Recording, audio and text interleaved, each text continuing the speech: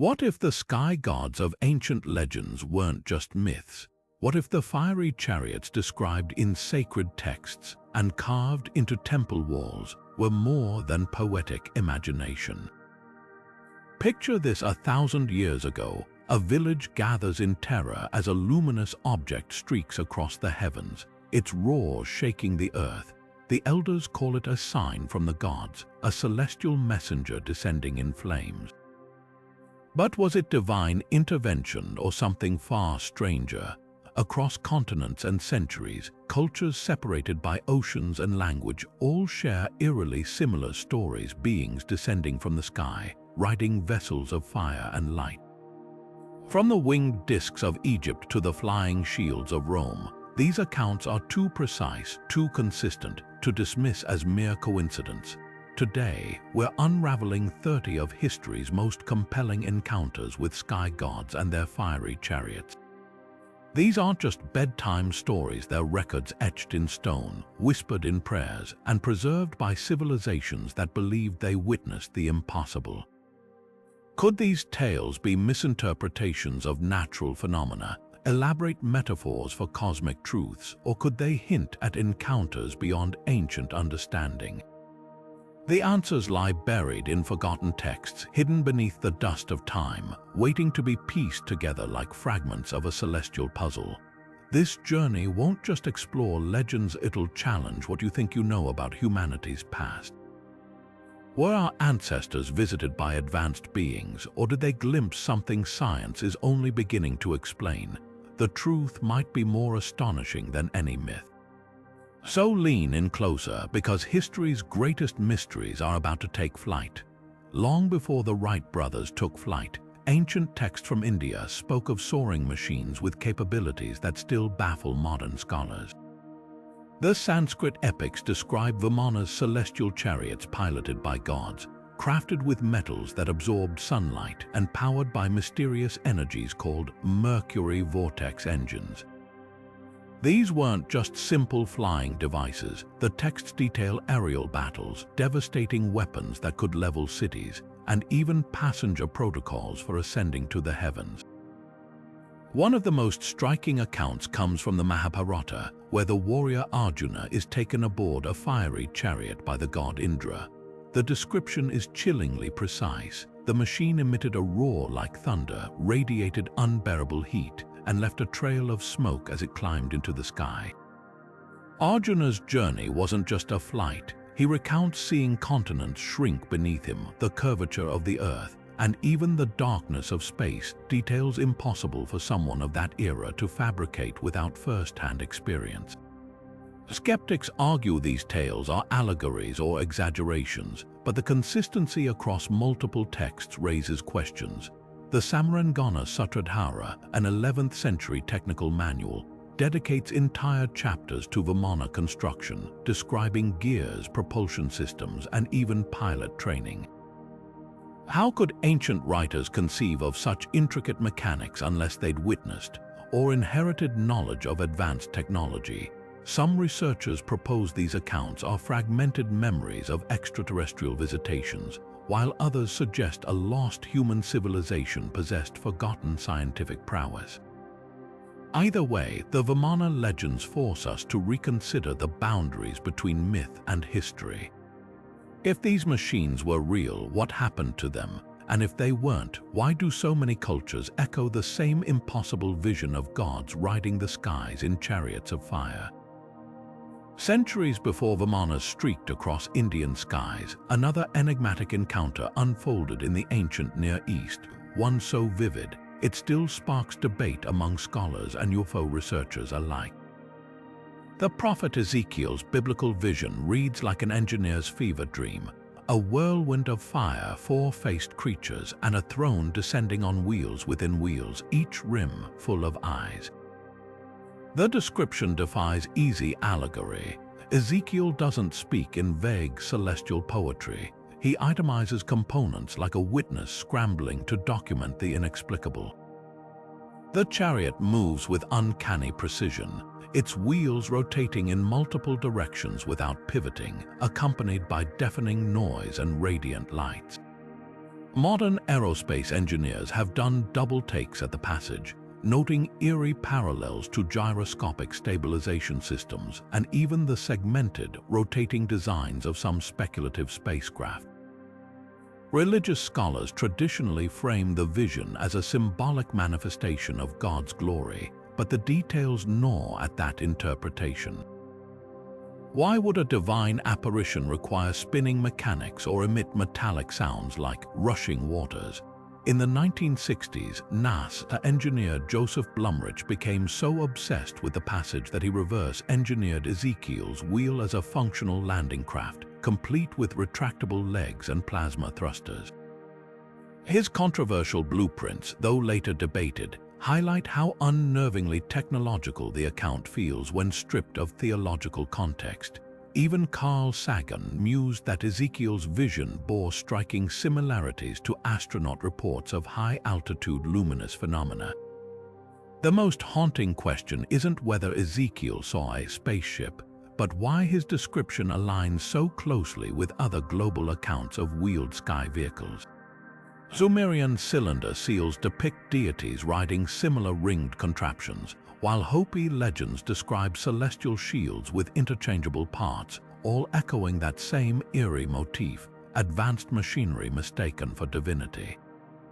Whether divine or otherworldly, Ezekiel's wheel forces us to confront a pattern too widespread to ignore. When cultures continents apart describe the same impossible technology, is it collective fantasy or fragments of a truth we've yet to fully uncover? Buried in the peat bogs of Denmark, a relic from the Nordic Bronze Age whispers of a time when the sky itself was worshipped. The Trundholm sun chariot, crafted over 3,000 years ago, isn't just a work of art, it's a riddle cast in bronze. At first glance, it appears simple. A graceful horse pulls a gilded disc on spoked wheels, frozen mid-journey, but the closer you look, the more haunting it becomes.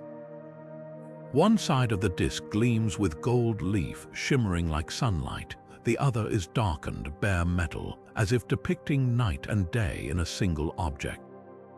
This wasn't mere decoration. To the people who forged it, this chariot captured the divine machinery of the cosmos, a god's vehicle dragging the sun across the heavens. The symbolism is impossible to ignore. Across Scandinavia, rock carvings from the same era show nearly identical solar discs carried by ships or chariots, suggesting a shared belief in celestial travelers. Norse myths later described the sun goddess Sol fleeing across the sky in her horse-drawn chariot, pursued by a wolf that would one day devour her. But the Trundholm artifact predates those stories by centuries, raising a provocative question. Was this a myth in the making or a depiction of something witnessed? Some researchers point to the precision of the spoked wheels, an innovation not yet common in Europe at the time, as evidence of advanced astronomical knowledge. Others suggest the dual-sided disc mirrors ancient observations of solar eclipses, where the moon's shadow momentarily transforms day into night. Then there's the horse. Unlike later Norse myths where supernatural steeds had 8 legs, this one is startlingly ordinary except for its posture. Its neck arches as if straining against an invisible force, hooves suspended mid-gallop. Modern reconstructions reveal something startling. When placed on a track, the chariot's wheels rotate unevenly, causing the disc to wobble in a way that mimics the sun's perceived movement across the sky. Was this intentional? Could Bronze Age artisans have engineered a ritual object that physically demonstrated celestial mechanics? The most tantalizing theory comes from comparative mythology. In Hindu texts, the sun god Surya rides a chariot pulled by 7 horses, a striking parallel to the Nordic motif. Even the Greeks told of Helios steering his fiery wagon daily across the firmament. These shared themes span continents, eras, and cultures that supposedly never interacted. Coincidence or fragments of a deeper, older memory of something or someone once seen streaking through the sky. The Trundholm sun chariot offers no easy answers, only a silent challenge to rethink how ancient people interpreted the heavens. Whether symbolic or observational, this artifact blurs the line between worship and witness, leaving us to wonder what inspired its creators to immortalize the sun not as a distant star, but as a traveler on wheels. The Greeks didn't just tell stories about the sun, they gave it wheels. Every morning, Helios, the radiant god of the sun, would harness his 4 fiery steeds to a golden chariot and charge across the dome of the sky, dragging daylight behind him. Homer's Odyssey paints the scene with dazzling clarity. The god's departure from the east marked by a blaze so intense, mortal eyes couldn't bear to look directly at his passing. But beneath the poetry lies a mystery. Why did an entire civilization insist on framing the sun as a physical traveler, a celestial driver racing along a fixed path? The obvious answer is mythology, a way to personify natural forces. Yet fringe researchers point to startling details that don't quite fit the allegory. Ancient texts describe Helios' chariot as a tangible, mechanical construct, not just a metaphor. The poet Pindar writes of its unbreakable golden yoke and spokes that hum like a swarm of bees, while later accounts speak of the chariot's heat warping the air around it, leaving a visible distortion in its wake. These descriptions echo uncomfortably close to modern reports of high-temperature aerial craft, their hulls shimmering from thermal displacement. Even the horses, often dismissed as poetic flourish, bear scrutiny. Their manes were said to flicker with unnatural flames, their hooves striking sparks against an invisible road in the sky. Could these be garbled accounts of plasma discharges or ionized trails? The most provocative theory comes from a handful of obscure Greek manuscripts where Helios' journey isn't just a celestial commute, it's a controlled trajectory. One fragment claims the chariot's path was measured and unchanging, as if guided by unseen hands, while another alludes to a golden disk that rotated independently of the chariot itself, adjusting its angle to the earth. Plasma physicists have noted the eerie resemblance to magnetohydrodynamic propulsion, where superheated gases could theoretically be shaped into a stable, luminous form. Meanwhile, ancient astronaut theorists argue the chariot's description matches that of a disc-shaped craft with rotational stability, its horses possibly representing exhaust plumes or stabilizer jets. But perhaps the most haunting clue lies in what happened when mortals got too close. The myth of Phaethon, Helios' reckless son, reads like a cautionary tale of failed technology. When the boy demanded to pilot the chariot himself, he lost control, scorching the earth and freezing the seas before Zeus struck him down with a thunderbolt. The specifics are jarring, the chariot lurching like a ship in a storm, its heat igniting forests and boiling rivers dried, details more consistent with a catastrophic engine failure than a symbolic parable. Even the outcome mirrors nuclear winter scenarios, with ancient writers describing years of climate disruption after the event. So was Helios' chariot just a beautiful metaphor? Or did the Greeks preserve a fragmented memory of something far older, a technology or phenomenon so advanced it could only be explained as divine? From the precision of its described mechanics to the lasting environmental trauma of its misuse, this myth blurs the line between legend and reportage.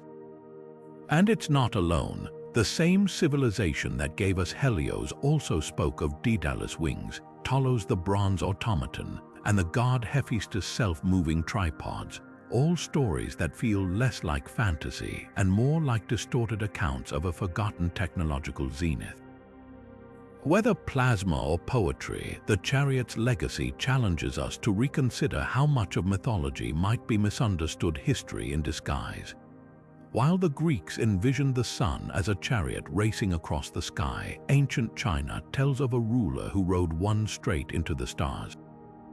The legendary Yellow Emperor, Huangdi, wasn't just a mythic sovereign, he was said to have vanished from Earth in a dragon-drawn chariot, ascending to immortality in a blaze of celestial fire. The details, preserved in texts like the Bamboo Annals, read less like folklore and more like an eyewitness account of something extraordinary. The chariot wasn't pulled by ordinary dragons, but by shenlong, creatures described as serpentine yet mechanical, their bodies gleaming like polished bronze, their movements accompanied by thunderous vibrations. As Huangdi boarded, witnesses reported a great wind that shook the earth, followed by a luminous trail streaking westward until it vanished among the stars. What's even more intriguing is how this legend intertwines with China's earliest experiments in aeronautics. Shortly before his ascent, Huangdi's craftsmen reportedly crafted 9 massive bronze tripods cauldrons engraved with maps of the cosmos and all things strange under heaven. According to the records of the grand historian, these tripods suddenly became weightless, rising and falling of their own accord before ultimately crashing down in a fiery spectacle known as the dropping of the tripods. Traditional historians dismiss this as allegory, but aerospace researchers note the parallels to unstable propulsion systems. The tripod's erratic movements, described as leaping like fish before their destruction, mirror modern accounts of early rocket tests gone awry. The dragon chariot itself fuels further speculation. Ancient texts emphasize its segmented body with overlapping plates that moved like scales during flight, a description that aligns with modern flexible heat shielding. Even the shenlong's fiery breath could be reinterpreted. Chinese alchemical texts reference a volatile powder called fire drug, an early form of gunpowder which some theorists suggest might have been used in experimental thrust devices. While mainstream academia resists such claims, it's undeniable that Huangdi's legacy includes curious technological hints. His chief advisor, the inventor Xuanyuan, is credited with creating the compass, a device that some argue could have been part of a larger navigation system. The most compelling thread, however, lies in the aftermath. After Huangdi's ascent, Chinese astronomy records note an unexplained guest star that appeared for 70 days before fading, a possible supernova or, as some fringe scholars propose, the distant flare of an engine's exhaust. Later dynasties would revere Huangdi not just as a cultural hero, but as a celestial traveler, with emperors claiming descent from his radiant lineage. Whether myth or misunderstood history, this account echoes a global pattern. Rulers who didn't just commune with gods, but rode with them in machines of fire and metal. From the Vimanas of India to Ezekiel's wheel, the dragon chariot suggests our ancestors might have been describing the same astonishing phenomena, just through the lens of their own worldviews. The question lingers, did Huangdi discover an advanced technology lost to time? Or did he bear witness to something beyond human understanding? The tripod's failure might hint at experimentation cut short, while the chariot's success implies knowledge that vanished as suddenly as the emperor himself. One thing is certain, the line between legend and historical record grows thinner the closer we look, and China's celestial dragons, with their metallic sheen and roaring ascent, may hold more secrets than we've ever dared to unravel. The Norse thunder god Thor didn't just bring storms, he rode them. Across the sagas, his chariot barrels through the heavens, drawn by 2 goats whose hooves crack the sky with every stride. This wasn't just poetic grandeur, it was a cosmic blueprint. The prose Edda describes the chariot's arrival with terrifying specificity. The grinding of its wheels shakes mountains, while sparks from the goat's teeth ignite the clouds. But here's what's striking: these details align uncannily with plasma physics. When Thor swings his hammer Mjolnir, lightning doesn't just follow, it coils around the weapon, like a living serpent before striking. Modern high-speed photography reveals something eerily similar. Lightning leaders often spiral in a helical pattern before discharge, a phenomenon unknown until the 20th century. The goats themselves, Tangrisnir and Tangjoster, add another layer of mystery. Unlike the horses of other sky gods, these creatures possess bizarre regenerative abilities. Thor can slaughter and eat them nightly, only to resurrect them by placing their bones back into their hides. Skeptics dismiss this as mythic exaggeration, but plasma researchers note a peculiar parallel. The goat's crackling fur and glowing eyes mirror the behavior of St. Elmo's fire, an electrical discharge where charged objects emit luminous tendrils. Even their names, meaning teeth-bearer and teeth-grinder, evoke the snapping static of atmospheric electricity. Could the Norse have been describing a natural phenomenon through the lens of divine drama? The Chariot's mechanics deepen the enigma. Snorri Sturluson's accounts emphasize its asymmetrical noise. One wheel screeches while the other rumbles, a detail that aligns with electrophonic meteors. These rare fireballs produce audible sounds during flight, often described as hissing or crackling on one side and booming on the other, caused by very low-frequency radio waves converting to sound in the observer's brain. Even Thor's infamous temper fits the pattern. His rage escalates when the giant Hrungnir mocks the chariot's noisy approach, mirroring how electrophonic meteors provoke instinctive panic in witnesses. Then there's the hammer's return. Mjolnir doesn't just fly back to Thor's hand, it twists in the air like a falcon before landing. Aerospace engineers recognize this as a perfect description of a boomerang effect, where a spinning object's gyroscopic stability alters its trajectory. The Norse couldn't have known aerodynamics, yet they encoded it in myth. Even Thor's battles with frost giants take on new meaning when reinterpreted as atmospheric clashes, his lightning hammer striking down icy vortices that threatened Viking ships. The parallels are too precise to dismiss as coincidence. So was Thor's chariot merely a metaphor for storms, or did the Norse witness extraordinary electrical phenomena and dress them in divine imagery? From the helical lightning to the goat's plasma-like behavior, these legends read less like fantasy and more like fractured observations of a sky alive with forces barely understood today.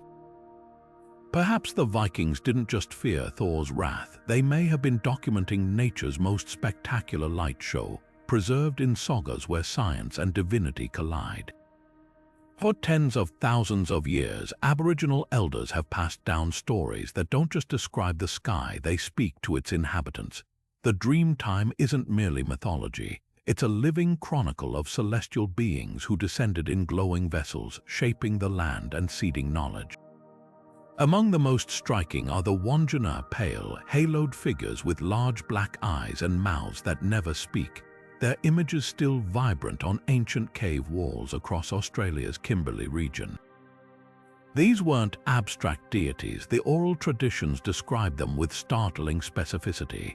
They arrived during the rainy season, their sky canoes humming like swarms of bees as they skimmed above floodwaters. Their very presence altered the environment where they walked, springs bubbled up, and barren earth turned fertile.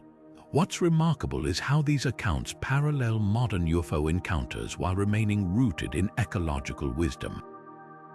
The Wandjina didn't just descend from the clouds, they controlled them. Elders describe the beings gesturing with hooked rods that summoned storms, their halos crackling with energy before rain began to fall.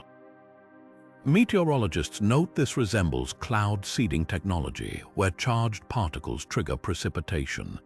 Even their cave paintings defy easy explanation. The Wandjina's halo-like headdresses radiate fine lines that indigenous guides insist represent lightning, not hair. When shown photographs of corona discharge, the luminous plasma around electrified objects, some elders nod in recognition, calling it Wandjina power. Then there's the silence. Every Dreamtime account emphasizes that the beings never spoke aloud, communicating instead through vivid mental imagery. Witnesses described feeling knowledge poured into their minds like water, a detail indistinguishable from modern reports of telepathic contact with extraterrestrials. The Wandjina's most enduring legacy, though, may be their departure. Rather than vanishing mysteriously, they allegedly entered sacred waterholes, promising to return when the land called for them. To this day, Aboriginal communities conduct ceremonies at these sites, insisting the pools occasionally glow at night with an eerie blue light. Equally compelling are the celestial maps embedded in these stories. The Yolngu people's songlines, navigational chants that describe star systems, include references to a binary star system invisible to the naked eye. Astronomers confirmed its existence only in the 1980s, yet the description appears in oral traditions dating back millennia. Similarly, the Wardaman people speak of Barnumber, a Venus-like morning star spirit who pulls a rope of light behind her as she crosses the sky. Modern astronomers recognize this as the zodiacal light phenomenon, caused by sunlight reflecting off cosmic dust, a detail impossible to observe without precise instruments. So were the Wandjina and other sky beings merely symbolic representations of nature? Or could these meticulous accounts preserve encounters with advanced visitors who manipulated weather, shared knowledge telepathically, and mapped the cosmos with impossible accuracy?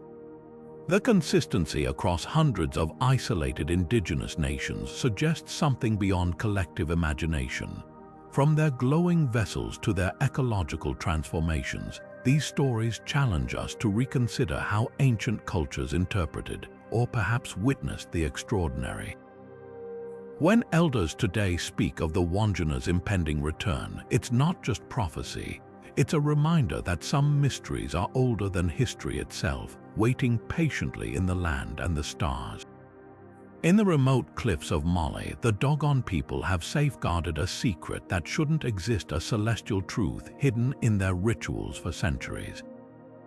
According to their oral traditions, amphibious beings called the Nomo descended from the stars in a spinning arc, bringing wisdom to humanity. These fish-like visitors, described as half-human, half-serpent with shimmering scales, claim to originate from Sirius, the brightest star in Earth's sky.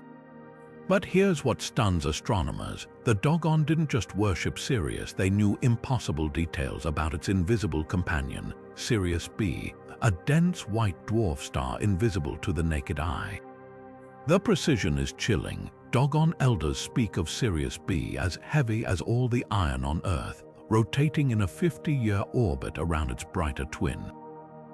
Modern astrophysics confirms this almost exactly. Sirius B is a super-dense remnant of a dead star, completing its orbit in 50.1 years, even more baffling. The Dogon describe a third star in the system, which they call Emya, though astronomers haven't yet confirmed its existence. How could a culture with no telescopes, no written language, grasp such esoteric cosmic knowledge? Mainstream anthropologists propose a controversial answer: cultural contamination.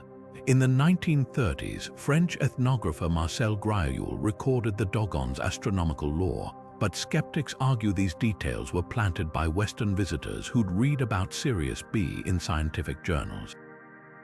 There's just one problem: Dogon traditions reference Sirius B's weight and orbit in initiation ceremonies dating back long before European contact.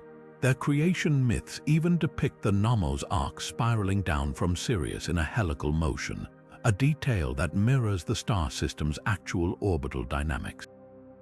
Then there's the Nomo themselves, descriptions of these beings' streamlined bodies, webbed digits, and an inability to survive long outside water align uncomfortably well with theoretical aquatic extraterrestrials. Some researchers suggest the Dogon might have encountered a species adapted to a water-rich exoplanet in the Sirius system. Others point to shared motifs: the Babylonian Ons, another fish god who taught astronomy, or the amphibious Apkallu of Sumerian myth. The Nomo's most haunting claim that they'll return when humanity remembers the stars correctly. So did the Dogon inherit ancient knowledge from star-faring visitors? Or is this an extraordinary case of indigenous science intuiting cosmic truths? The debate rages, but one thing's certain: their lore forces us to confront how much we still don't understand about humanity's relationship with the cosmos. Whether through divine revelation, forgotten contact, or sheer cosmic coincidence, the Dogon's celestial wisdom remains a beacon, one that shines far brighter than Sirius itself.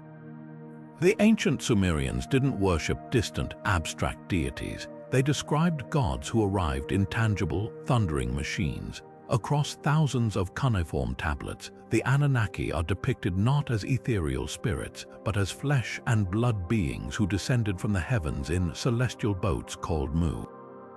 These vessels weren't poetic metaphors. The texts describe them with startling technicality: cylindrical hulls that stood upright like pillars before landing, emitting a roar like a storm and scorching the earth beneath them. One account from the Epic of Etana even details the terror of shepherds witnessing such a craft's descent, flocks scattering as a wind from the sky flattened reeds for miles around.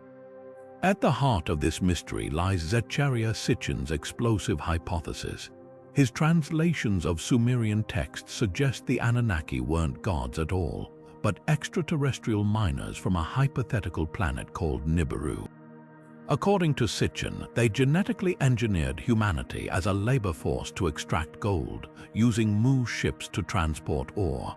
Mainstream scholars dismiss his work as fringe pseudo-history, pointing out errors in his Akkadian translations. Yet even critics can't ignore the eerie consistency of the physical descriptions. Tablet VA 343 in the Berlin Museum shows a rocket-like object with segmented stages and exhaust plumes, while the term Mu itself breaks down linguistically to mean that which rises straight. Perhaps most compelling are the operational details scattered across Sumerian records. The gods' arrivals were timed to celestial events, specifically when the constellation of the Great Chariot aligns with the crescent. Modern astronomers confirm this references the Pleiades' heliacal rising, an event still used by navigators today. Even more telling are the accounts of failed landings.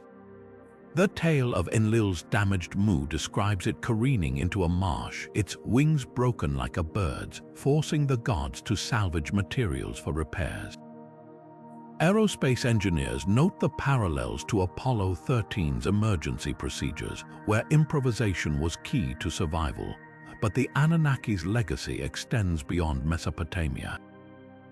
Similar skyboat motifs appear in Hindu Vimanas, Egyptian solar barks, and even the floating shields of Roman historian Livy's accounts, the common thread. These vessels were never ethereal. They were mechanical, prone to breakdowns, and required fuel often described as heavenly fire or water that burns. Sumerian chemistry tablets even list purification processes for what some researchers speculate could be rocket propellants. So were the Anunnaki ancient astronauts, or did the Sumerians glimpse advanced human technology lost to time? The answer may lie in what they left behind. The Mu blueprints etched into temple walls don't resemble mythical chariots, they look like schematics. And when modern engineers reconstructed one design using Sumerian proportions, they found the dimensions produced startlingly stable aerodynamics. Whether alien or ancestral, these accounts force us to confront a staggering possibility. That 5,000 years ago, someone recorded, with chilling accuracy, what powered flight might look like to a civilization seeing it for the very first time. The truth may not be written in the stars, but in the clay tablets waiting patiently beneath our feet. High above the Pacific, where the winds carve paths between worlds, the Maori tell of Tohaki, a hero who didn't just reach the heavens but climbed them. His story defies the usual sky god narratives. This wasn't a fiery chariot or a dragon-drawn carriage, but a perilous ascent on a swaying vine or a colossal kite, depending on the telling. The details are visceral, Tohaki's hands gripping the fibrous strands as storms lashed his body, the vine groaning under his weight as he passed through layers of clouds, each more treacherous than the last. What's fascinating is how this mirrors skyward journeys across Polynesia. In Hawaii, the demigod Maui used a magical kite to snare the sun, while in Tonga, the hero Ahoatu scaled a towering beanstalk to confront his celestial father. The shared motifs are impossible to ignore: flexible, organic pathways to the sky, often contrasted with the rigid metallic chariots of Eurasian myths. Scholars suggest these stories reflect the Pacific's unique geography, islands where the horizon stretches uninterrupted, making the sky seem not just above but accessible. But Tohaki's tale takes an eerie turn. As he climbs, the heavens aren't empty. He encounters a series of celestial realms, each guarded by beings who test him, some hostile, some helpful. One version describes Patupeya, pale-skinned spirits who warn him of invisible barriers in the air, like webs that catch the unwary. Modern ufologists raise an eyebrow at this. The description aligns uncomfortably with plasma-based force fields theorized in advanced propulsion systems. Even more striking is Tohaki's ultimate reward, not just celestial knowledge but Ngakit Mataranga, baskets of wisdom containing the secrets of navigation, weather control, and healing. These weren't abstract gifts, they were tools passed down through generations of Polynesian voyagers who crossed thousands of miles of open ocean with uncanny precision. The most haunting parallel emerges in the climb's aftermath. After returning to Earth, Tohaki's skin is said to glow faintly in the dark, his eyes reflecting stars even in daylight. Similar transformations appear in other Pacific myths, heroes who return from the sky with altered biology. Could these be garbled accounts of radiation exposure? Or something more profound? When Maori elders chant Tohaki's story today, they emphasize the sound of the wind during his ascent, not howling but singing, as if the atmosphere itself were vibrating at a frequency beyond human hearing. Acoustics experts note this aligns with infrasound, the subaudible waves produced by massive atmospheric disturbances. From Hawaii's kites to Tonga's beanstalks, these myths share more than structure. They hint at a pan-Pacific memory of the sky as a place one could travel to, not just worship from afar. Tohaki's vine might seem primitive compared to Ezekiel's wheel or the Vimanas of India, but the underlying message is the same: the heavens were once within reach. Whether these stories preserve ancient encounters or simply humanity's universal longing to touch the stars, they challenge us to reconsider what our ancestors truly witnessed or dared to attempt when they looked up. When the Spanish conquistadors marched into Tenochtitlan, they expected gold and glory, not flying shields skimming over the temples. Yet multiple accounts from Hernan Cortez's men describe precisely that: circular objects gliding silently above the Aztec capital, their edges gleaming like polished obsidian. These weren't isolated sightings. Decades earlier, Columbus himself logged a bizarre entry in his journal off the coast of Hispaniola: a light darting across the water, vanishing into the clouds, as if snatched by invisible hands. But to understand why these reports unsettled the conquistadors so deeply, we must turn to the god who supposedly rode those very shields, Quetzalcoatl, the feathered serpent whose very name means precious twin. This wasn't just another deity in the Mesoamerican pantheon. Quetzalcoatl's myths are riddled with aerodynamic impossibilities. The Codex Chimalpopoca describes him arriving from the east aboard a serpent of wind, its scales rattling like metal sheets in a storm. His association with Venus is particularly telling. The planet's movements were tracked with such precision by Aztec astronomers that they calculated its 584-day synodic cycle to within hours. Why would a culture obsessed with celestial mechanics depict their god as a flying serpent unless they'd witnessed something beyond their comprehension? The Dresden Codex offers clues. Among its pages of eclipse tables and zodiacal charts lies an illustration of Quetzalcoatl's vessel, not a mythical beast, but a segmented, articulated craft resembling a serpent only in its sinuous motion. Its wings, depicted as feathered panels, angle backward at precisely 45 degrees, an aerodynamically stable configuration unknown to pre-Columbian societies. Even more startling are the glyphs accompanying it, which archaeoastronomer Anthony Aveney interprets as describing controlled descent and rotating discs. Then there's the god's departure. Unlike most mythological exits, Quetzalcoatl's farewell is eerily technical. The Florentine Codex recounts how he boarded his serpent of mirrors, instructing attendants to keep the crowd back as the wind's breath grows teeth. As the vessel rose, it allegedly scorched the ground beneath it, leaving a glassy residue modern geologists identify as fulgurite, a mineral formed when lightning superheats sand. The Aztecs preserved this site as sacred for centuries, long before science could explain its origin, but the most compelling evidence might come from the conquistadors themselves. Bernal Diaz del Castillo, a soldier under Cortés, wrote of round shields that moved against the wind during the siege of Tenochtitlan, their surfaces reflecting the sunset like burnished copper. He assumed they were some Aztec weapon, yet no technology of that era matches the description.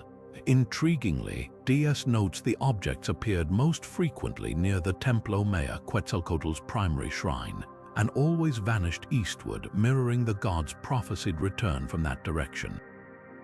So was Quetzalcoatl merely a poetic personification of Venus and wind, or did the Aztecs encode memories of advanced aerial phenomena in his myths? From the serpent's articulated wings to the conquistadors' persistent reports, these accounts suggest something tangible behind the legend. Perhaps the truth lies not in choosing between myth and reality, but in recognizing how often they intertwine, especially when the sky itself seems to come alive. While the Norse had Thor's roaring chariot, the Celts worshipped a sky god whose weapon was the wheel itself. Tyrannes, whose name means thunderer, ruled the heavens not with a hammer, but with a spinning, flaming wheel that rolled across the sky, leaving storms in its wake. Roman historians like Lucan recorded terrified legionnaires' accounts of Celtic druids invoking Tyrannes with sacrifices, caught between the turning of wheels, a ritual that may have involved prisoners strapped to wagon wheels and set ablaze during thunderstorms. But beneath the gruesome imagery lies a deeper mystery. Why did an entire culture fixate on wheels as symbols of divine power? The answer might lie in forgotten physics. Celtic artifacts depict Tyrannes' wheel with an odd number of spokes, usually 5 or 7, a design later proven to produce eerie harmonic vibrations when spun at high speeds. Modern experiments show these wheels emit low-frequency sound waves capable of ionizing air, creating brief plasma discharges that resemble miniature lightning. Could the Druids have discovered primitive electroacoustics? The Gaulish Coligny calendar even marks Tyrannes' feast days alongside solar and lunar eclipses, suggesting a sophisticated understanding of celestial mechanics wrapped in myth. Roman accounts add another layer. Julius Caesar described Celtic war chariots fitted with scythed wheels that threw sparks like Tyrannes' own, implying the god's symbol wasn't just ceremonial, it was replicated in battlefield technology. Yet indigenous traditions tell a stranger tale. Welsh myths speak of Arianrhod's silver wheel, a constellation that spins to control destiny, while Irish texts mention the Roth Ramach or Ord wheel, said to carry souls between worlds. The consistency is striking. Across tribes and centuries, the Celts envisioned the cosmos as a great wheel in motion, its rotation governing everything from weather to fate. What set Tyrannes apart was his wheel's autonomy. Unlike Thor's goat-drawn chariot or Helios' horse-powered cart, his vehicle required no animals, it moved by divine will alone. Breton carvings show the wheel hovering above ground, surrounded by zigzagging lines modern scholars interpret as static electricity. Even the god's association with oak trees fits the puzzle. Oaks are disproportionately struck by lightning due to their high tannin content, making them natural capacitors. The most tantalizing evidence comes from the skies themselves.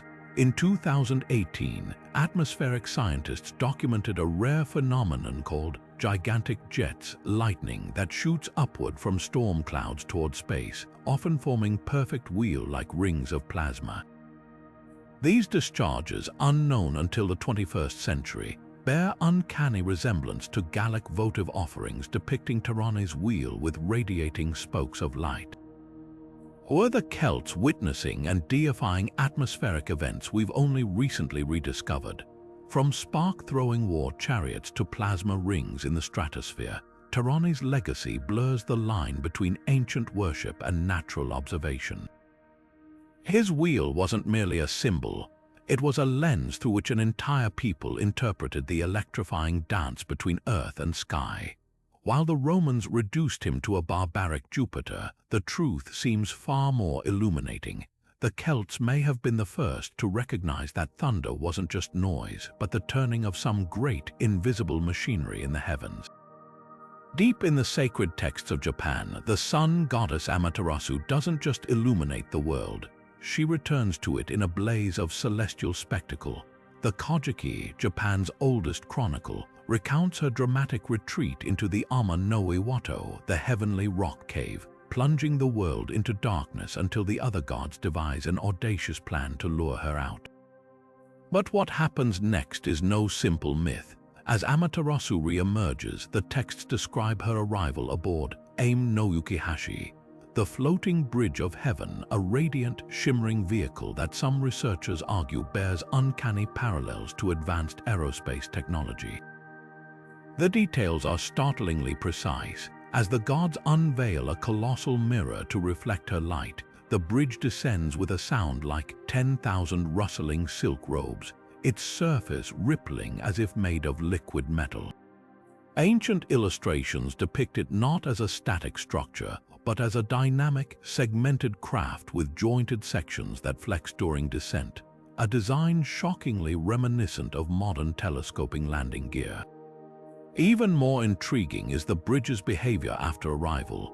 It doesn't remain anchored to Earth but hovers slightly above the ground, casting no shadow, a detail that aligns with theoretical zero-point energy propulsion systems. Shinto rituals preserve echoes of this event in ways that blur the line between worship and reenactment. During the annual Daijusai ceremony, priests construct a miniature, heavenly cave shrine, its entrance deliberately aligned with the winter solstice sunrise.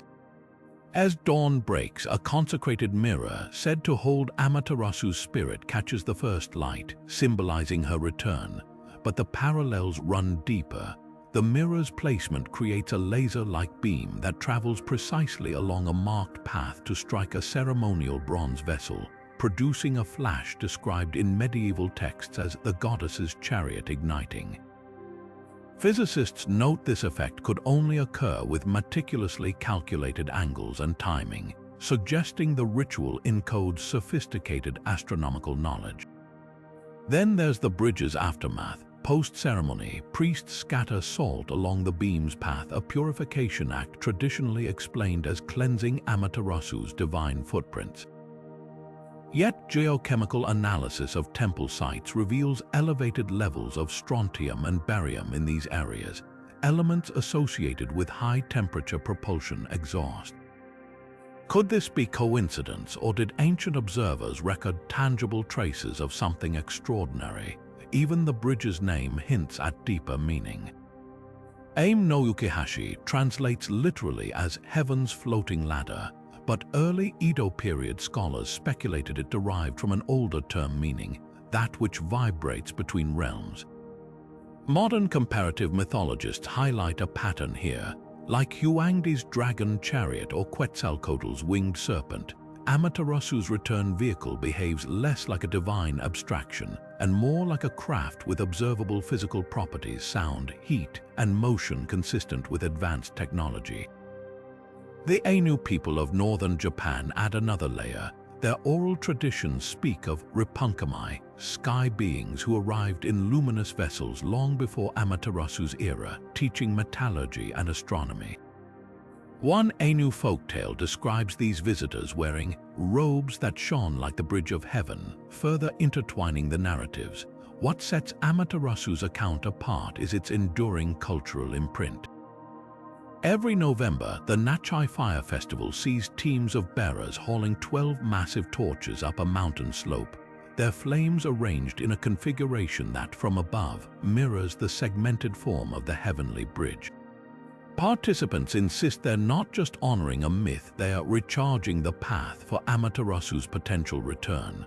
Whether symbolic or prophetic, these traditions challenge us to reconsider how ancient Japan interpreted, or perhaps witnessed, the convergence of divinity and technology. When the goddess stepped back into the world, she didn't just bring back the sun. She left behind a legacy of light, motion, and ritual that still flickers at the heart of Japan's spiritual identity. The Hopi people of the American Southwest have preserved stories that don't just describe star visitors, they predict their return.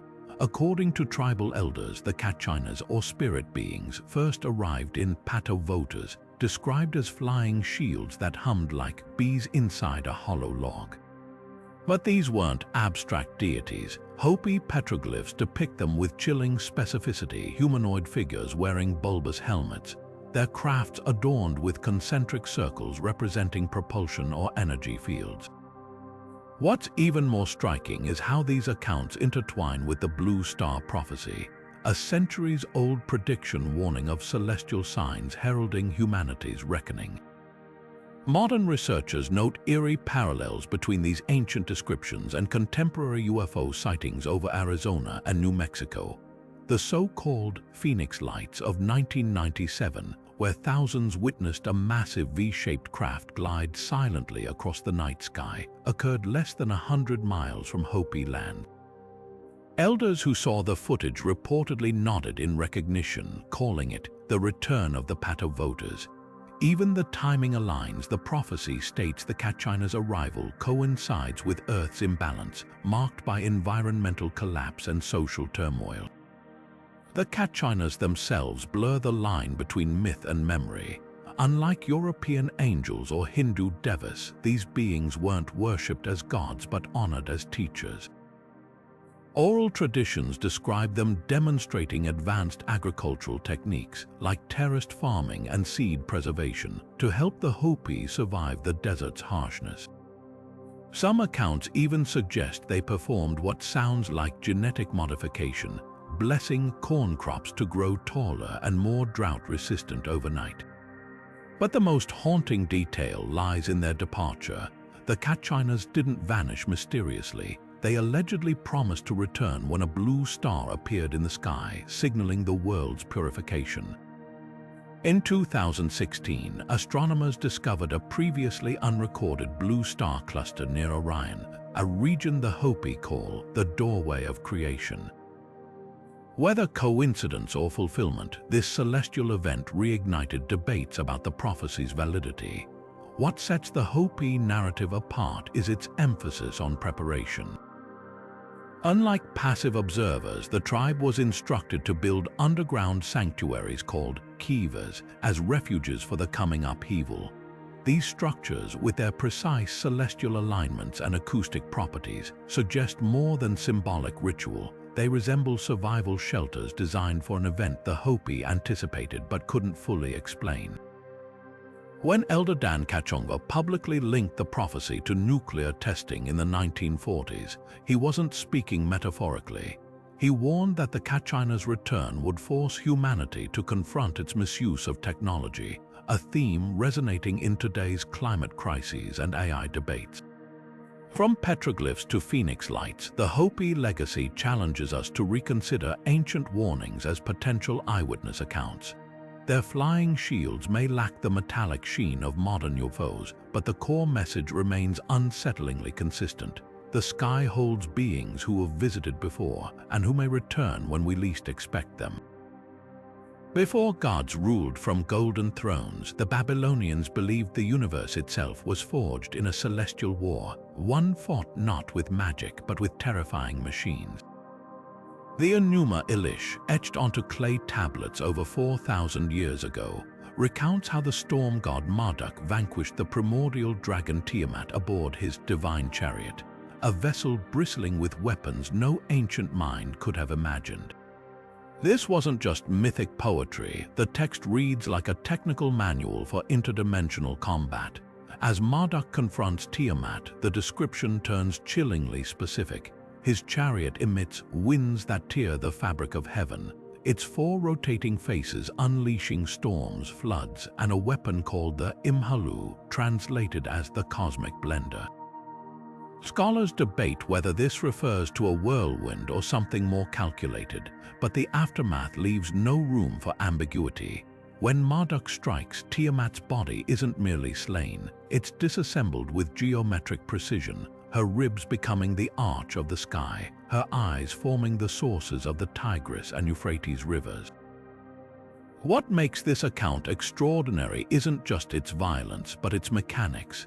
The Chariot's operation mirrors modern aerospace principles. Marduk pilots it using a handheld mesharu, a device interpreted as either a control rod or navigation instrument, while the text emphasizes his need to align the four winds before engaging propulsion. Assyriologist Alexander Heidel noted the parallels to gyroscopic stabilization, an impossible concept for Bronze Age scribes unless they were documenting something tangible. Even the battle's location defies traditional cosmology. The Enuma Elish places the conflict in the Absu, a realm described as both oceanic and void-like, where no light reflects and sound drowns in its own echo. Modern acousticians recognize this as an eerie match for the sonar-deadening properties of deep water or the vacuum of space. Skeptics argue the tale symbolizes Babylon's political rise, with Marduk representing imperial order overcoming chaos. Yet the astronomical details complicate this view.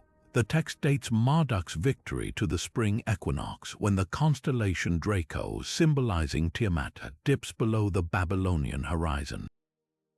Too precise for allegory, this celestial timing resurfaces in later Mesopotamian rituals where priests reenacted the battle using mechanized temple models. Excavations at Nineveh revealed copper alloy gears and axles within Marduk's shrines, suggesting these weren't static idols but dynamic representations of his chariot's inner workings. The most haunting clue lies in what the Babylonians left out. Unlike other Near Eastern myths, the Enuma Elish never describes the gods as omnipotent. Marduk sweats, strains, and nearly falters during the battle. His chariot requires refueling with a substance called zumu, possibly a liquid energy source. When Assyrian king Sennacherib rebuilt Marduk's temple in 700 BCE, he included underground storage chambers for the god's fiery water, a phrase some researchers link to petroleum-based propulsion. From the Imhalu's destructive potential to the chariot's mechanical vulnerabilities, this story feels less like theology and more like a garbled account of ancient aerial warfare. So was Marduk's chariot merely a metaphor for natural forces, or did the Babylonians preserve memories of an advanced civilization's technological peak? The answer may hide in their obsessive sky-watching. Cuneiform tablets from the same era contain accurate orbital data for Jupiter and Mars, knowledge arguably unnecessary for a society that supposedly viewed planets as wandering deities. Perhaps the truth lies between the lines, encoded not just in what the Babylonians wrote, but what they took for granted, that the gods didn't rule from some ethereal plane, but rode machines of war across the stars, leaving echoes of their passage in the myths we've only begun to decipher. The Kebra Nagast, Ethiopia's sacred text, tells of a moment that defies history, the Ark of the Covenant, lifted from Jerusalem not by human hands but by angels riding a chariot of fire. This isn't just a flight of biblical fancy. The 14th century manuscript describes the event with unnerving precision. The ark, shrouded in a veil of lightning, ascending into the heavens as King Solomon and his priests watched helplessly, the vehicle's wake scorching the temple steps. Unlike other mythic translations where objects vanish mysteriously, this account reads like a technical extraction, a celestial heist executed with calculated efficiency. What's startling is how this aligns with Ethiopia's enduring claim to house the Ark in Axum's chapel of the tablet. For centuries, a single monk has guarded an object said to be the genuine Ark, its presence so potent that even the country's emperors bowed before its shrine. Skeptics dismiss this as nationalist myth-making, but the Kebra Nagast's details are hard to ignore. The text specifies the angel's chariot didn't soar in a straight path but maneuvered erratically, dodging the peaks of mountains like a hawk evading arrows, a description that mirrors modern evasive flight patterns. Even more intriguing is its mention of the ark's weight ordinarily requiring poles and dozens of Levites to carry, being effortlessly suspended in midair, as if the chariot nullified gravity itself. Parallels emerge in other traditions. The Babylonian Marduk epic similarly describes sacred objects lifted by divine wind boats, while Irish lore speaks of the Lia Fail, a stone that reportedly emitted a fiery glow when touched by rightful kings. But Ethiopia's account stands apart in its specificity. The Kebra Nagast notes the chariot left behind a residue of burnished bronze on the temple floor, a detail that mirrors metallic traces found at alleged UFO landing sites. When researchers analyzed Axum's soil in 2012, they discovered unusual concentrations of gold and electrum, metals associated with the ark's biblical construction, though mainstream archaeologists attribute this to ancient trade routes. The mystical angle deepens Ethiopia's connection to the ark. Beta Israel communities, Ethiopia's Jewish population, preserve oral traditions of a second Sinai, where their ancestors received laws not from Moses, but from a radiant being who descended in a wheeled throne. This figure, named Azazel in some texts, matches descriptions of the Kebra Nagast's chariot riders tall, luminous, and unblinking as the desert sun. Even the ark's current resting place hints at something beyond mere symbolism. The chapel of the tablet's inner sanctum is lined with lead, a material known to block radiation, while pilgrims report static shocks when nearing the shrine, as if the air itself were ionized. From Jerusalem to Axum, the ark's journey straddles the line between divine intervention and something more tangible. If the angel's chariot was a metaphor, why does its description echo so many global accounts of aerial phenomena? And if it wasn't, if the Kebra Nagast preserves a garbled record of advanced technology, what does that mean for the object still guarded in Ethiopia? The truth may lie not in choosing between history and mystery, but in recognizing how often they intersect when the sacred takes flight. While Thor's chariot rumbled across Norse skies, the Slavs told of Perun, a god whose celestial ride didn't just bring thunder but shattered entire mountains. Unlike his hammer-wielding counterparts, Perun's weapon was a blazing axe, and his chariot wasn't pulled by goats or horses, but by a creature both magnificent and terrifying, a winged bull forged from living lightning. Ancient carvings along the Dnieper River show this beast in startling detail, its hooves striking sparks from the clouds, its nostrils flaring with each thunderclap. But what makes Perun's legend unique isn't just the spectacle, it's the chilling precision with which these myths describe aerial combat against forces of darkness. The Primary Chronicle, a 12th century Slavic text, recounts how Perun pursued Veles, the serpentine god of chaos, across the heavens. Their battle wasn't waged with abstract magic, it reads like a dogfight. The chariot banks sharply to avoid Veles' black fog, then dives earthward, its wheels shearing treetops as Perun hurls lightning, like javelins. Witnesses describe the chariot's underbelly glowing red as molten copper during these maneuvers. A detailed plasma physicists note matches the ionization patterns of extreme low-altitude lightning. Even the aftermath feels eerily technical. Where Perun's chariot landed, springs allegedly bubbled up, their water oddly carbonated, a phenomenon modern geologists attribute to subterranean electrical discharges creating temporary mineral reactions. Parallels emerge across the Baltic region. Lithuania's Perkūnas, another thunder deity, rode a chariot with wheels made of singing stones, a substance folklorists speculate could refer to piezoelectric materials like quartz, which generate electricity under pressure. Latvian hymns describe his vehicle leaving crop circles in barley fields, patterns not of flattened stalks, but of vegetation bleached white, as if exposed to intense heat or radiation. These shared motifs suggest more than cultural exchange. They hint at a pan-Slavic memory of extraordinary atmospheric events interpreted through the lens of divine warfare. The most provocative clue lies in Perun's association with Gromoviti Zenasi, thunder signs carved into medieval Slavic forts. These intricate symbols, resembling fractal antennae, were believed to ward off evil by calling Perun's chariot.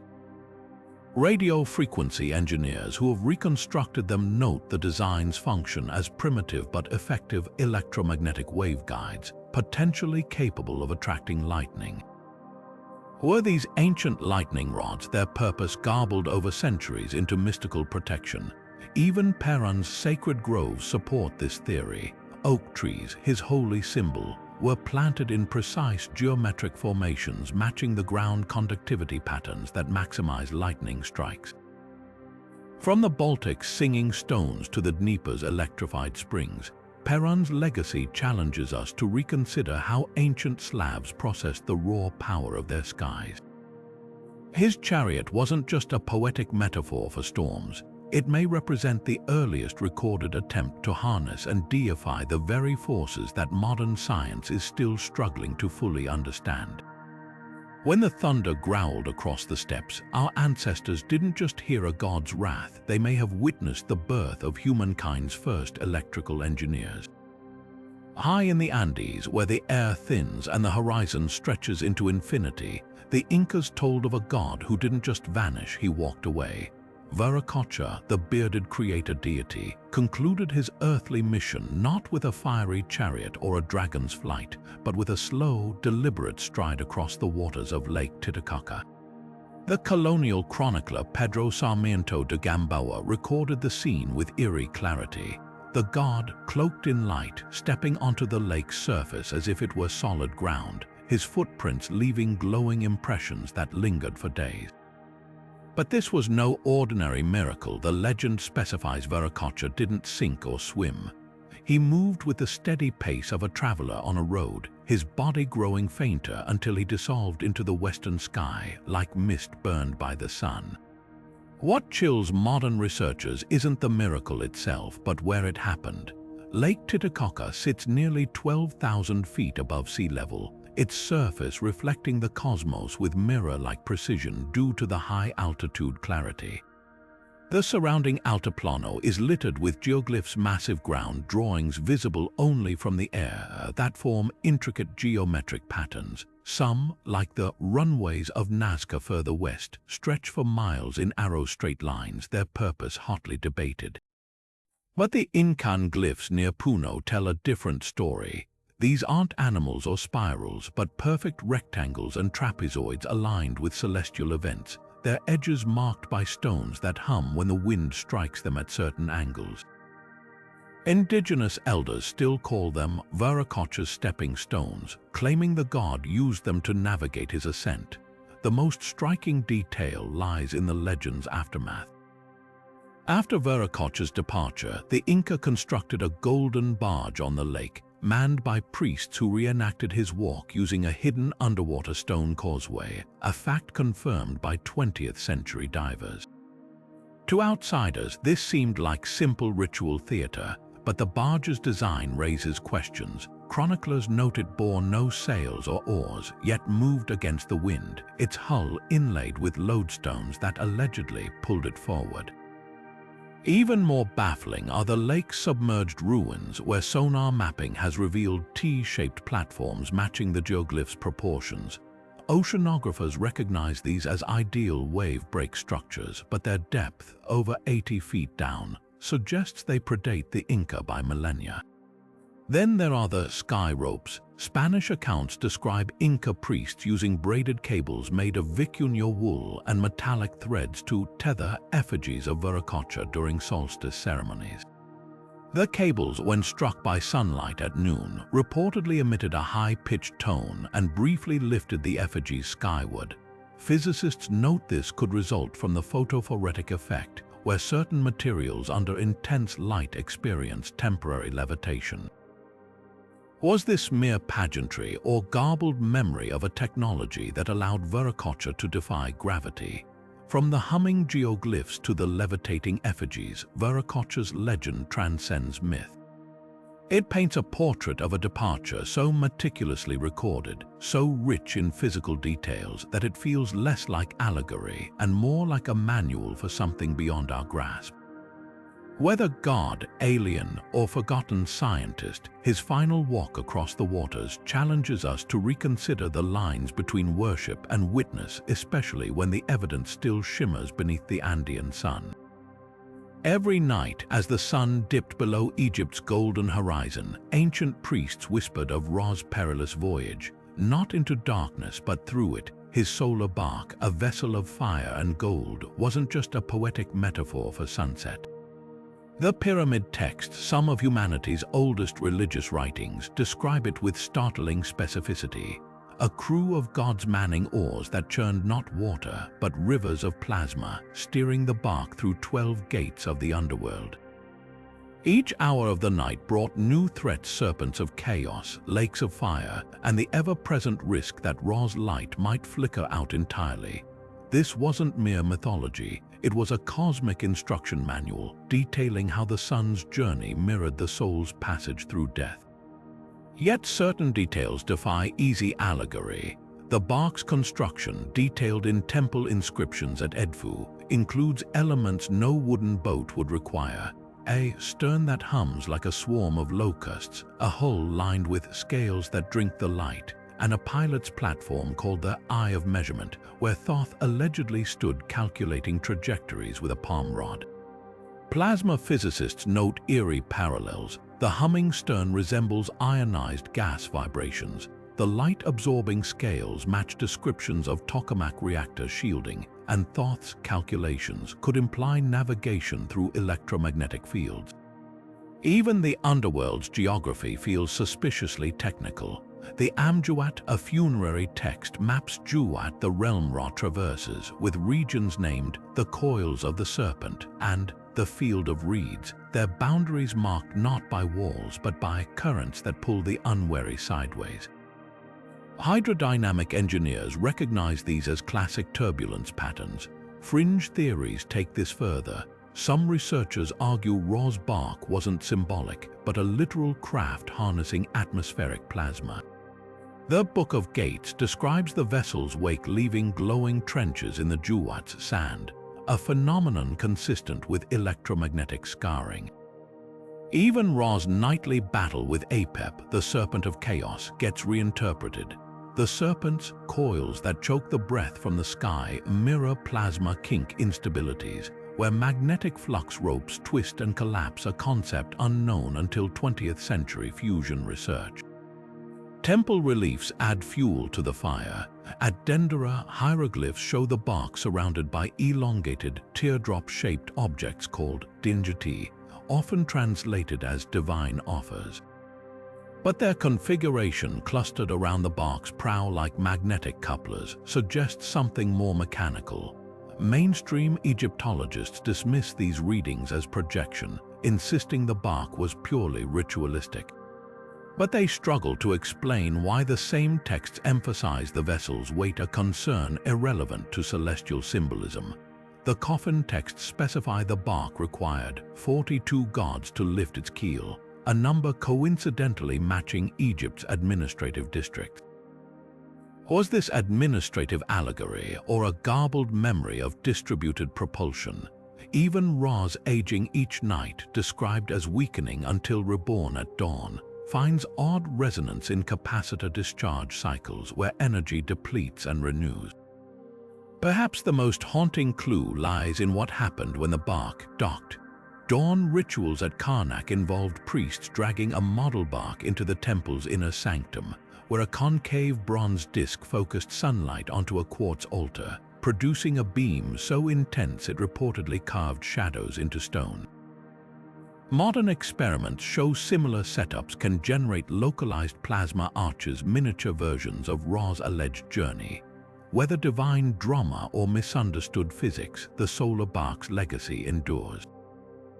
It challenges us to ask, were the Egyptians encoding celestial poetry or preserving fragments of a technology so advanced it could only be sung as myth?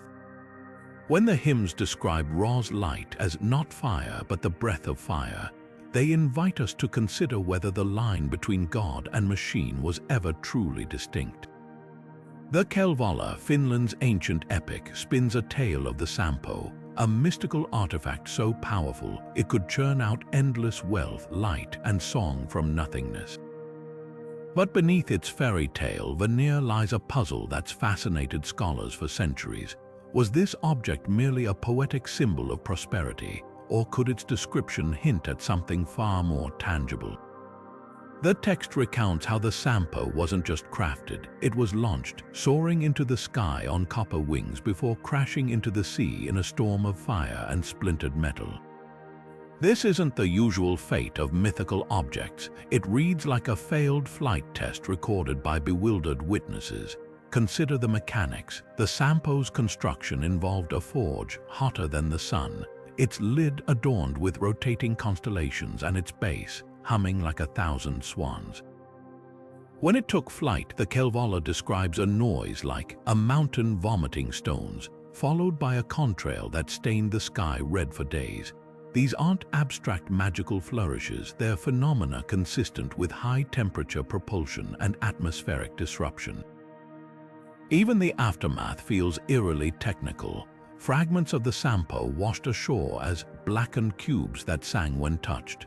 A detailed material scientists note could describe piezoelectric materials vibrating under stress. The debate intensifies when comparing the Sampo to other Northern European artifacts. Sami drum paintings depict similar objects with concentric rings, while Estonian folklore speaks of the Ilmarinen shield, another flying device that allegedly drew power from the wind's bones. Could these stories preserve fragmented memories of early aeronautical experiments?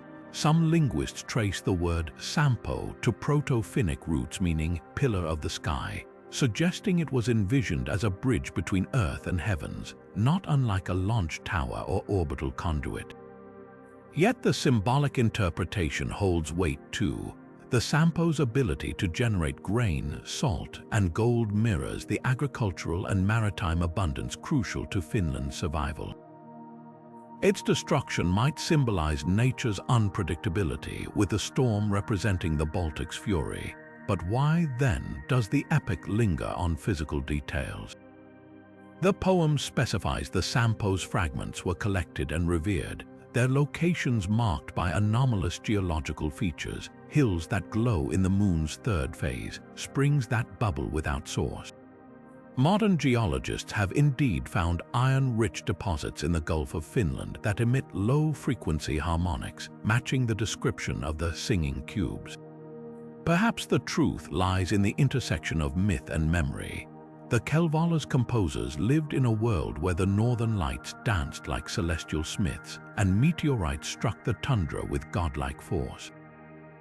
When they sang of the Sampo's flight, were they encoding observations of cometary debris or plasma discharges? Or could this epic preserve a whisper of forgotten technology, a machine so advanced its wreckage inspired legends of divine gifts lost to the deep? The answer might not be in choosing between symbol or substance, but in recognizing how often ancient storytellers blurred the two, leaving us a riddle as resonant as the Sampo's own hum. High above the peaks of Mount Alborz, where the clouds themselves bow to passing shadows, the Persians whispered of a creature whose wings blotted out the sun, not a monster but a celestial guide. The Simurgh, a being of such immense wisdom that its feathers held the secrets of eternity, wasn't just a mythic bird, it was the original skylift carrying heroes and kings across the heavens like a living aircraft. The Shahnameh, Persia's epic of kings, recounts how the warrior Zal, abandoned as an infant, was rescued by the Simurgh's talons, soaring to her nest atop the mountain that touches the moon. But this wasn't just a fantastical flight. The text details the journey with unnerving specificity. The way the Simurgh's wings generated a wind that stung like 1,000 bees, the rhythmic pulse of her wingbeats syncing with Zal's heartbeat to prevent shock, even the methodical unfurling of her feathers to shield him from the thin, frigid air.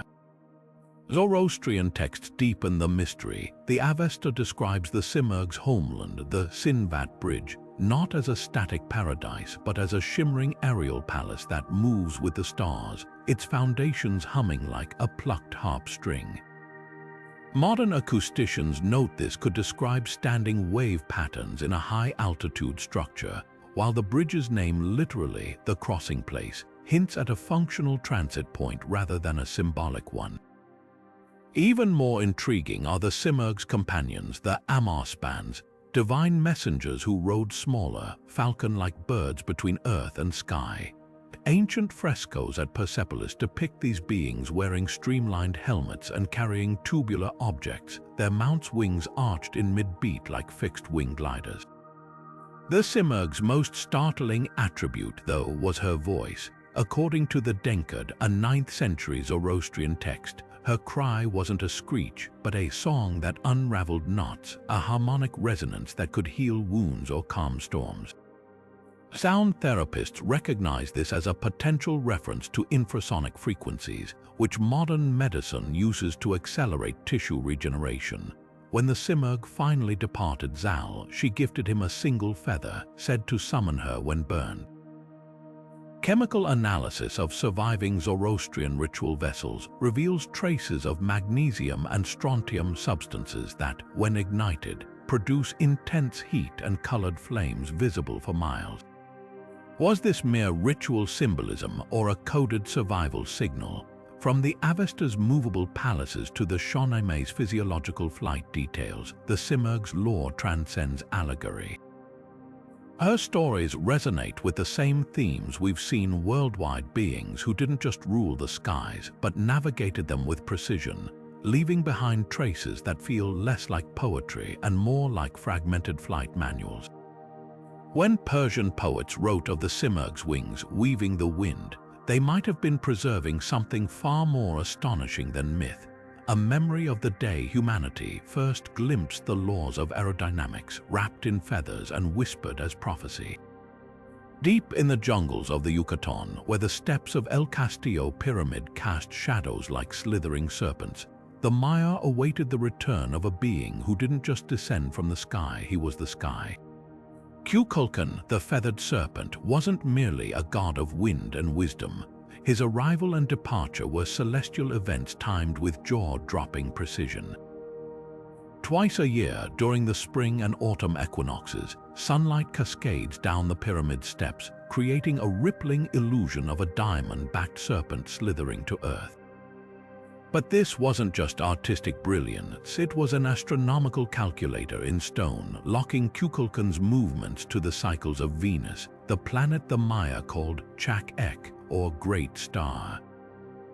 Spanish friars who witnessed post-conquest rituals wrote of ceremonies where priests donned feathered ropes that seemed to come alive when swung in precise figure-8 patterns, creating the eerie illusion of flying serpents undulating through the air. Diego de Landa's Relación de los Cosas de Yucatán describes these performances as so realistic that conquistadors crossed themselves, fearing demonic apparitions.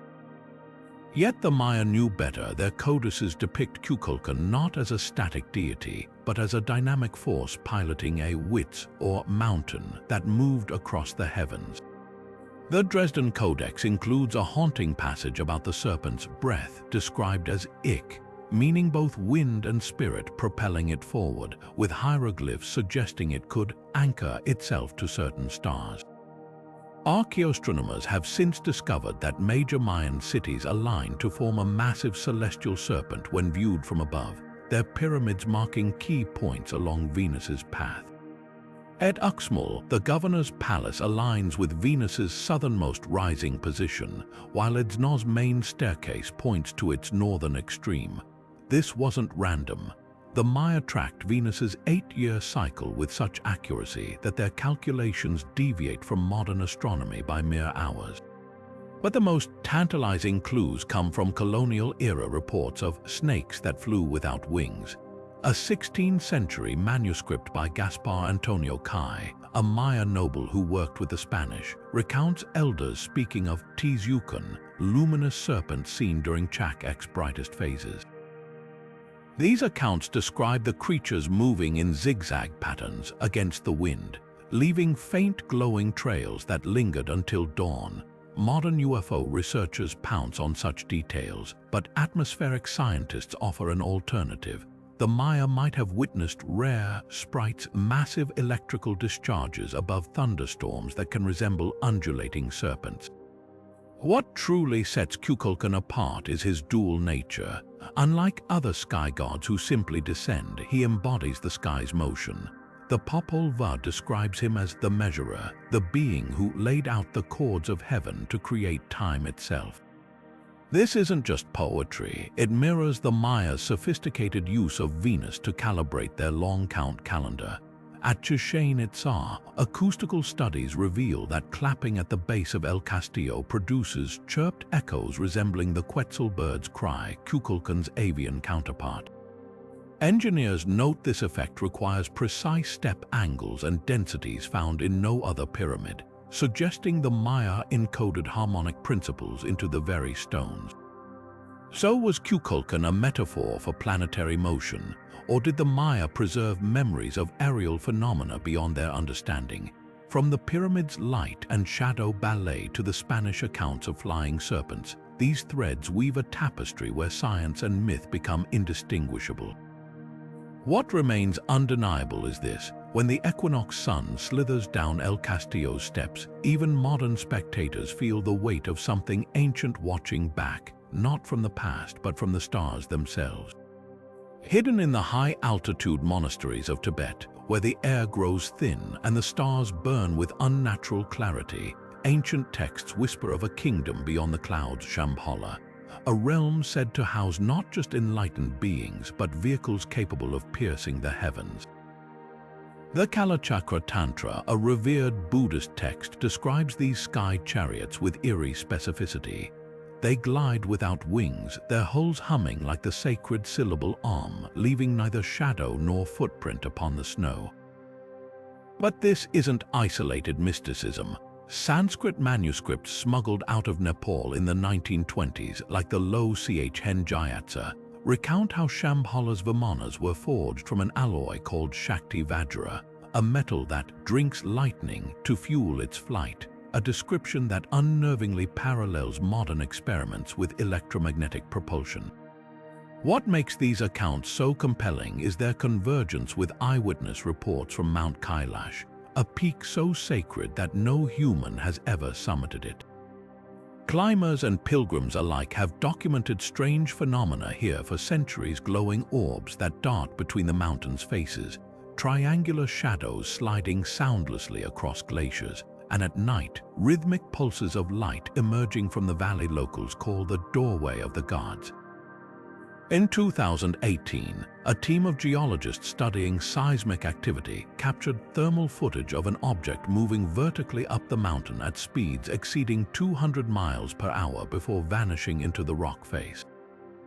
Skeptics blame altitude-induced hallucinations or rare atmospheric refractions, but the footage mirrors descriptions from the Bardo Thodol, the Tibetan Book of the Dead, which speaks of radiant ships that collect souls as a shepherd gathers lambs. The link between myth and modern sightings grows stronger when examining Shambhala's supposed technology. The Gyatso Rinpoche manuscripts kept under guard in Bhutan's Paro Taksang detail Vimana navigation using celestial mirrors, polished discs of an unknown crystalline material that allegedly bent light to reveal hidden paths through the sky. Contemporary ufologists note the similarity to lenticular lensing, a principle used in stealth aircraft design. Even more provocative are the accounts of Tulku Lamas, reincarnated masters who claim ancestral memories of Shambhala's fleet. One such Lama, interviewed discreetly in Sikkim in 1987, drew schematics of a toroidal propulsion system powered by rotating mercury, a concept shockingly close to NASA's abandoned mercury ion thrust experiments in the 1960s. But the most haunting evidence may lie in the landscape itself. Satellite imagery of the Transhimalayan region reveals geometric patterns etched into remote plateaus, spirals, concentric circles, and perfect right angles visible only from altitude. Local herders call them Dakini mandalas, dancing grounds of the sky goddesses, and refuse to approach them, citing a humming that enters the bones. When researchers from Beijing Normal University analyzed soil samples from these sites in 2021, they detected microscopic layers of fused quartz and iron isotopes consistent with extreme electromagnetic exposure. Could these be the scorch marks of ancient landings or the remnants of a forgotten energy grid? From the mercury-powered Vimanas of the Kalachakra to the thermal anomalies of Kailash, Shambhala's legacy straddles the line between spiritual allegory and something far more tangible. Whether these accounts preserve memories of an advanced Himalayan civilization, extraterrestrial visitations, or simply humanity's enduring awe of the unknown, they share a common thread: the conviction that the sky is not a barrier but a gateway.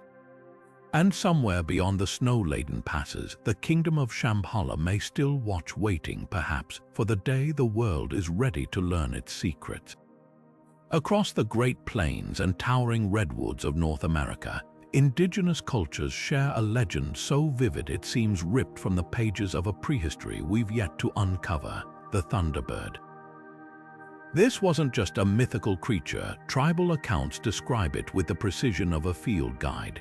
The Lakota spoke of Wakinyan, a being whose wingspan darkened the sun, whose feathers clattered like thunder, and whose eyes flashed lightning.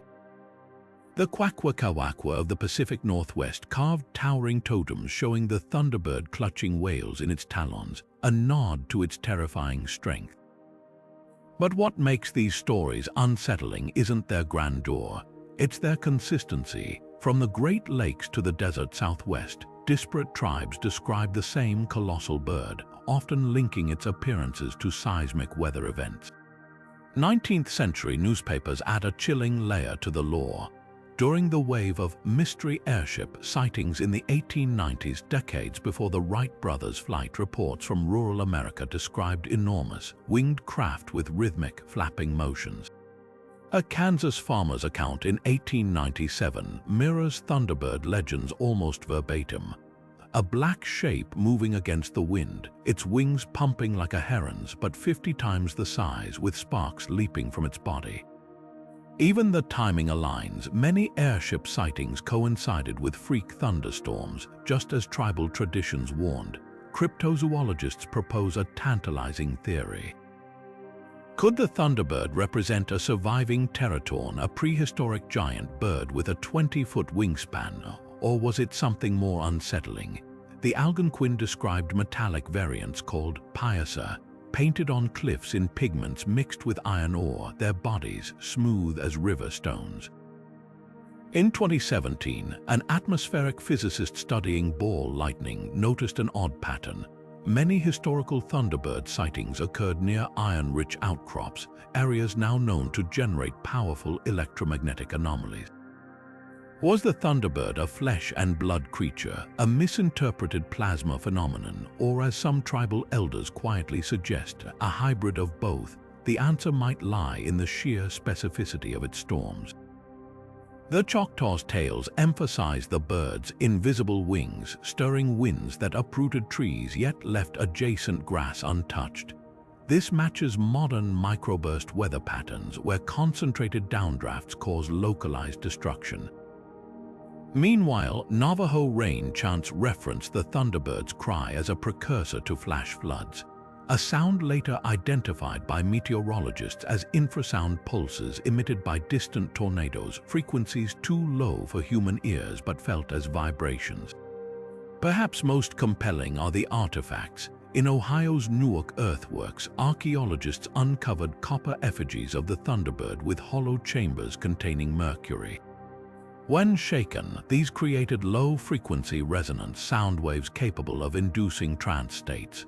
Were these ritual objects or attempts to replicate something witnessed? From the airship panics to the primal fear etched in petroglyphs, the Thunderbird's legacy endures not as fantasy, but as a visceral reminder that the skies have never been empty, only waiting for us to look up. On the volcanic slopes of West Java, where the earth steams and the jungle hums with unseen life, the Sundanese people tell of Batara Gyuru, a god who didn't just rule the heavens, but rode into them on the back of a winged tiger named Galugentra. This wasn't a quiet ascension. Ancient manuscripts describe the beast's wings churning storms as it climbed, its claws raking the air with streaks of blue fire, leaving behind a trail of luminescent mist that lingered for days. But what makes this legend truly extraordinary isn't just the imagery, it's where it supposedly happened. The megalithic site of Gunung Padang, a terraced pyramid older than the Egyptian monuments, is said to be Batara Gyuru's launch point, its stepped platforms aligning with constellations visible only during specific lunar phases. Local shamans still perform rituals here, whispering of Pintu Bintang stargates hidden beneath the moss-covered stones. Modern archaeologists dismiss these claims as folklore, but ground-penetrating radar has revealed hollow chambers and metallic anomalies deep below the surface, their geometric precision defying natural explanation. Even more intriguing are the site's acoustic properties. When struck, certain basalt columns emit harmonic frequencies matching the Schumann resonance, the Earth's natural electromagnetic pulse. Could these vibrations be accidental, or were they engineered as part of a larger system? Sundanese oral traditions hint at the latter, describing how Batara Gyuru's tiger sang to the stones before takeoff, triggering a resonance that opened the sky's belly. The parallels to other global myths are unsettling. Like Quetzalcoatl's feathered serpent or the Simurgh's harmonic flight, Batara Gyuru's journey blends biology and technology in ways that defy simple categorization. Galugentra wasn't just a mythical steed, it was a hybrid creature, its wings reportedly made of woven lightning, its roar synchronized with earthquakes along the Sunda Trench. Dutch colonial records from the 1800s document indigenous accounts of the tiger's return during volcanic eruptions, its silhouette seen circling the crater of Mount Salak before disappearing into the plume. Geophysicists note that such eruptions often produce piezoelectric effects, generating enough static electricity to ionize the surrounding air, potentially creating the illusion of a glowing, winged beast. Yet the most compelling evidence might lie in the megaliths themselves. At Sipari, another Sundanese site, carved reliefs show Batara Gyuru holding a trident-shaped device that streams tendrils of energy toward a spiral symbol, a motif repeated in Dogon astronomical diagrams and Maya temple murals.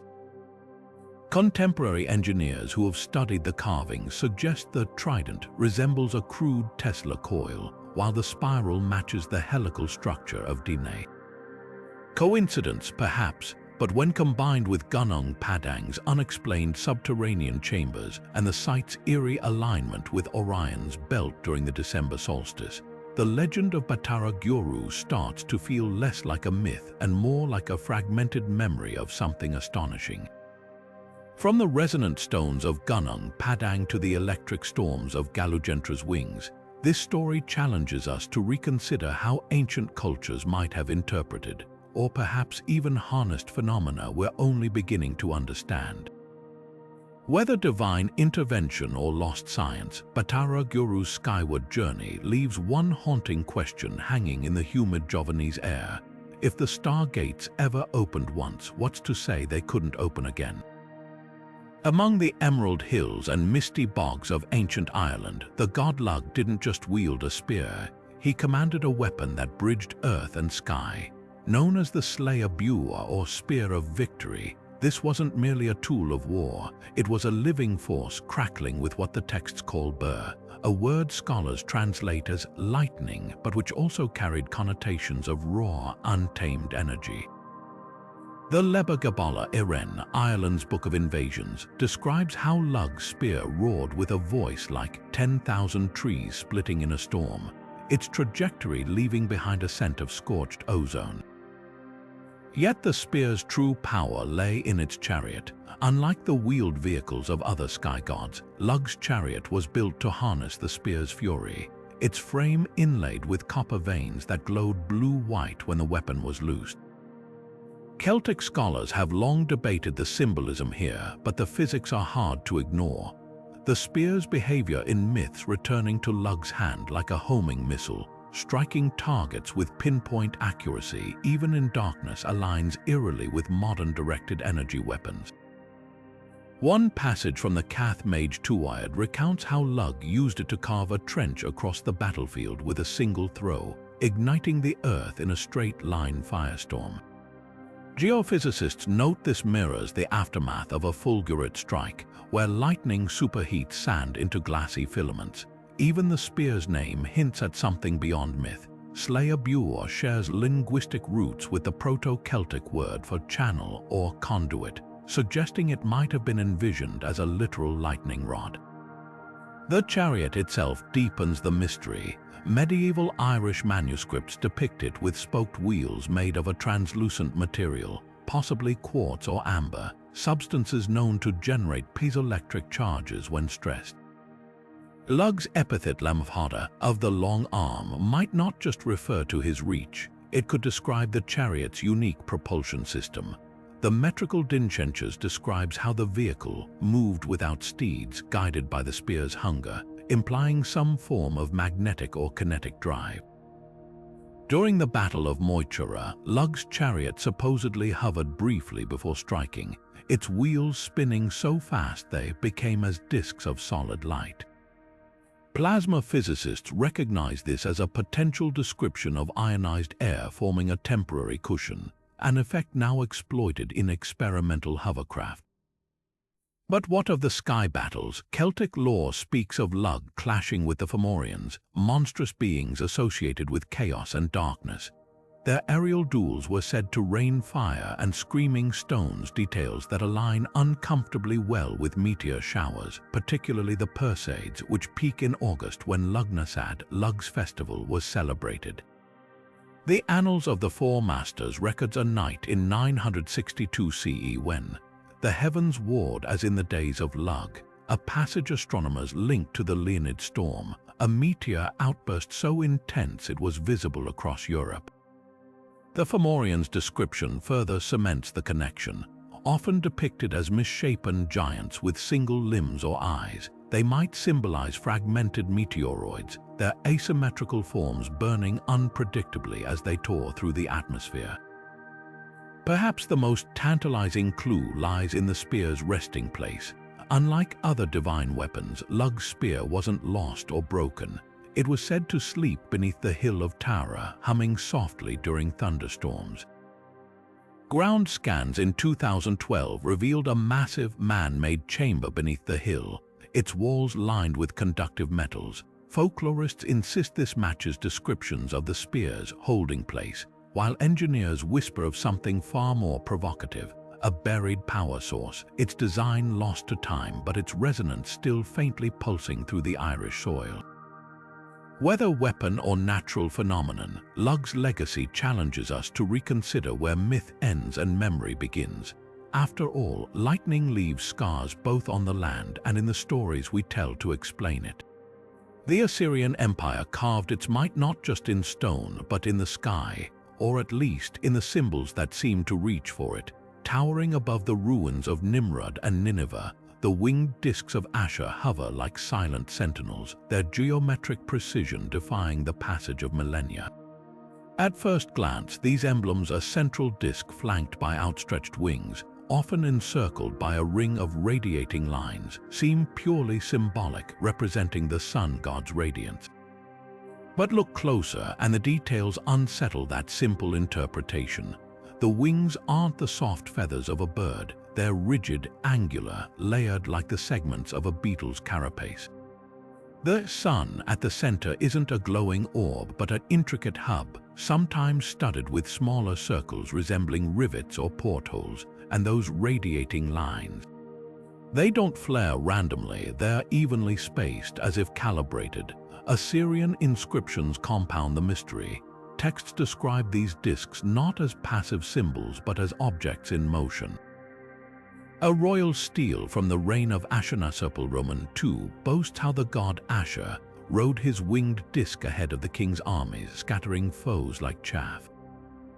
Another account, etched into the walls of Sargon II Palace at Khorsabad, recounts how the disk hummed as it turned, its voice like bronze bows drawn tight. These aren't the usual metaphors for divine presence. Assyrian scribes had ample poetic language for the sun's power, fiery chariots, blazing spears, yet they chose mechanical descriptors for the winged discs, emphasizing sound, motion, and structure. Archaeologists remain divided. Traditionalists argue the discs are solar barks akin to Egypt's Ra, abstracted into heraldic simplicity, but a growing faction points to anomalies. Some carvings show the discs tilted at angles inconsistent with a purely symbolic sun, their wings canted as if banking in mid-flight. Even more telling are the rare depictions where humanoid figures interact with the discs. A relief from the Temple of Ninurta at Kal shows a priest-king standing beneath one, his hands raised not in worship, but in what could be interpreted as a gesture of guidance or even calibration. The disc above him is connected by faint, incised lines to a network of zigzagging channels cut into the stone, resembling primitive circuitry. Then there's the matter of materials. Cuneiform tablets from Nineveh's library reference a substance called Shem Anna, translated as sky stone, used to polish the disc's central hubs. Modern metallurgists speculate this could refer to iron-nickel alloy, a material found in meteorites and eerily similar to composites used in modern aircraft hulls. Even the disc's placement hints at functionality. They crown gateways and throne rooms precisely where acoustics would amplify sound, their curved surfaces potentially acting as primitive parabolic reflectors. The debate crystallizes around one pivotal artifact, the broken disc of Djur-Sharukin. Unearthed in 1843, this damaged basalt carving shows the winged emblem not in isolation, but as part of a larger apparatus. Faint traces of what might be landing struts extend beneath it, while cuneiform text along the edge mentions the god's breath powering its turning heart. Assyriologist Julian Edgeworth's controversial 2016 reconstruction posits the disc as a ceremonial representation of a gyroscopic device, its wings functioning as stabilizers.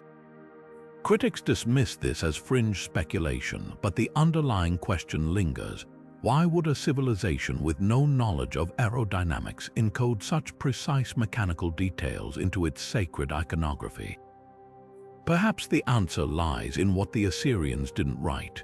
Unlike their poetic Babylonian neighbors, Assyrian records are starkly technical, obsessed with measurable phenomena. When they depicted the divine, they favored the tangible over the ethereal. Their winged discs may have been attempts to literalize encounters with technology beyond their ken, craft they could replicate in stone but never fully comprehend. From the humming sky stone hubs to the angled wings that mirror modern drone designs, these emblems whisper of a possibility as unsettling as it is thrilling, that the gods who guided Assyria's armies didn't just blaze metaphorically across the heavens, but mechanically, leaving behind symbols we've yet to fully decipher.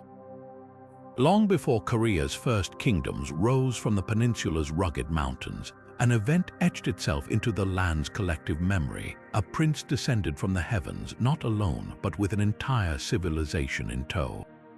The myth of Hwanung, son of the sky god Hwanin, reads like no ordinary creation story. According to the 13th century Samguk Yusa, this celestial prince didn't merely visit Earth, he orchestrated a mass migration, bringing 3,000 followers to Mount Tibik's sacred peak in a procession that darkened the sun with their numbers. The texts describe their arrival with uncanny precision. Swirling winds flattened the grass in perfect concentric circles, while a five-colored cloud lingered for days, dissipating only when Hwanung established his heavenly city, Cinci, literally city of gods. But was this just mythic pageantry, or could Korea's earliest astronomers have recorded something astonishing? The answer might lie in the Chinsang Yolcha Bunya Jido, a 14th century star chart so accurate it was used by Korean navigators until the 19th century. Among its meticulously plotted constellations, one celestial formation stands out, the Hwanung Seong, or Hwanung star cluster. Modern astrophysicists have identified this as the Pleiades, but the chart's annotations raise questions. Unlike other stars depicted as single points, H1Ng's cluster is rendered as a central circle surrounded by smaller dots, an arrangement suspiciously reminiscent of a mothership with attendant vessels. Even more compelling are the chart's temporal markings, which correlate H1Ng's descent with a documented meteor shower in 2333 BCE, the same year traditional Korean chronology dates the event. H1Ng's legacy extends beyond the stars. The Dongguk Tonggam chronicles how he established 360 laws governing everything from agriculture to medicine, many reflecting advanced understanding. His followers allegedly used burning mirrors to cauterize wounds, a technique not adopted in Europe until Roman times, and cultivated rice strains resistant to cold climates centuries before modern botany achieved similar feats. Most intriguingly, H1Ng's myth culminates with his union with a bear woman, producing Dogon, Korea's legendary founder. This peculiar detail finds eerie resonance in Siberian indigenous traditions, where bear women feature prominently in stories of celestial visitors. Goguryeo tomb murals add another layer. Paintings from the 4th century CE show H1Ng's procession not as a heavenly host, but as robed figures carrying peculiar objects, tubes that emit light, boxes with rotating dials, and what some researchers interpret as primitive seismometers. One mural even depicts the 5-colored cloud as a series of overlapping rings, its hues matching the ionization patterns of atmospheric plasma when exposed to strong electromagnetic fields. From the Pleiades' precise plotting to the laws that defy their era, H1Ng's story challenges simple categorization. Whether divine ancestor or misunderstood chronicle of an ancient encounter, his descent left fingerprints not just in myth, but in the very stars the Koreans mapped with such astonishing care. The heavens may hold more than light, they might whisper of visitors who walked the earth long before history began recording their names. Deep in the Amazon rainforest, where the canopy swallows sunlight and the air thrums with unseen life, the Kayapo people tell of a visitor who didn't just descend from the sky, he crashed into it. Bep Kororoti, the being who came from the cosmos, arrived in a thunderous explosion, his body encased in a skin of shining metal that hissed like 1,000 serpents when touched. Elders recount how he moved stiffly at first, as if unaccustomed to Earth's gravity, his face obscured by a mirrored visor that reflected the forest in distorted fragments. This wasn't some vague spirit, the descriptions are unnervingly precise. His suit, they say, had segmented joints that whirred when he walked, and tubes along its back pulsed with a luminous liquid that drank the sun's fire. What makes this account extraordinary isn't just its parallels to modern astronauts, but the Kayapo's intimate knowledge of Bep Kororoti's technology. They describe how he removed his helmet to reveal pale, almost translucent skin, gasping at the unprocessed air before retreating back into his suit's filtered embrace, a detail mirroring astronauts' reliance on life support systems. His weapon, a rod that emitted bursts of light and sound, left scorch marks on trees that elders claim lingered for generations. Botanists studying the area have indeed found century-old burn scars on ancient kapok trunks, their patterns inconsistent with lightning strikes.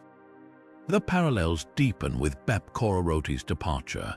Rather than vanishing mysteriously, he reboarded his flaming canoe, described as a tapered cylinder with wings that folded like a bat's, after teaching the Kayapo agriculture and astronomy. His ascent allegedly ignited a storm so violent, it flattened swaths of jungle behavior matching the downdraft and thermal bloom of a rocket launch. Even the Kayapo's ceremonial reenactments of his visit raise eyebrows. During rituals, dancers wear woven costumes studded with mica flakes to mimic his reflective suit, while bamboo tubes replicate the suit's breathing sounds, creating an uncanny auditory resemblance to a rebreather apparatus. Skeptics argue the legend could be a distorted memory of early 20th century explorers or downed pilots, but the timeline doesn't align. The Kayapo trace Bep Kororoti's arrival to a period predating European contact, preserved through oral histories that reference celestial events, specifically a star that walked, recorded in their astronomical traditions. Modern researchers note this could describe a slow-moving comet or meteorite, but the being's interactions suggest something more deliberate. When shown footage of the Apollo missions, Kayapo elders reportedly grew agitated, pointing to the astronaut suits and exclaiming, "Bep Kororoti's children." The most haunting detail lies in the Kayapo's insistence that the sky being promised to return when the forest cried out in sickness. In recent decades, as deforestation and climate change ravage the Amazon, elders have interpreted unusual atmospheric phenomena, like the freak blood rain event in 2019, as omens of his impending comeback. Whether extraterrestrial contact, ancestral memory of lost technology, or a metaphor for nature's wrath, Bep Kororoti's legacy endures. His metallic suit and fiery departure aren't just folklore. They're a mirror held up to humanity's own ventures beyond the sky, challenging us to ask who or what might have walked this path before us. The island of Malta hides one of archaeology's most perplexing mysteries, the cart ruts. These parallel grooves cut into limestone stretch for hundreds of feet, crisscrossing cliffs and plunging straight into the Mediterranean. Mainstream archaeologists insist they're the scars of ancient wagons, worn deep over centuries of transporting stone, but look closer and the explanation unravels. These channels aren't random, they align with uncanny precision to celestial events, their paths following the exact arc of the winter solstice sunrise or the heliacal rising of Sirius. Some ruts even terminate abruptly at cliff edges, as if marking departure points rather than transport routes. Local folklore whispers of a different origin. The Maltese speak of Il Caritad Dinya El Ora, the chariots of the otherworld that once rode these tracks. Legends describe luminous vehicles gliding soundlessly along the grooves, their pilots tall and silver-skinned, emerging only under the glow of the full moon. These accounts eerily mirror descriptions of the Phoenician sky god Baal-Hamon, whose fiery chariot was said to scorch the earth where it landed. Even more compelling are the ruts' physical properties. Unlike wagon grooves elsewhere, Malta's channels show no signs of erosion from wheels. Instead, their walls bear microscopic vitrification marks, glass-like streaks caused by extreme heat, as if something superheated once traversed them. Skeptics argue these features result from friction or lightning strikes, but the patterns defy natural explanation. At Misrah Gar Il K Bur, known as Clapham Junction for its dense network of ruts, the grooves intersect at perfect right angles, forming a grid that aligns with Orion's belt as it appeared 4,000 years ago. Archaeoastronomers note this configuration would have allowed ancient observers to predict lunar eclipses by tracking shadows cast by the rut walls. Was this an astronomical calculator etched into bedrock or something more? The rut's depth, consistent at exactly 18 inches across the island, suggests a standardized design, not gradual wear. Then there's the missing debris. If carts carved these channels, where are the limestone fragments? Malta's soft rock would have produced piles of rubble, yet no accumulation exists near the ruts. Alternative theorists propose the grooves were created by removing material, not grinding it away. This aligns with fringe hypotheses about reverse-engineered technology, ancient cultures replicating landing strips after witnessing advanced craft. The most provocative clue comes from a temple relief at Tarxian, showing a deity standing atop a platform with parallel lines strikingly similar to the ruts.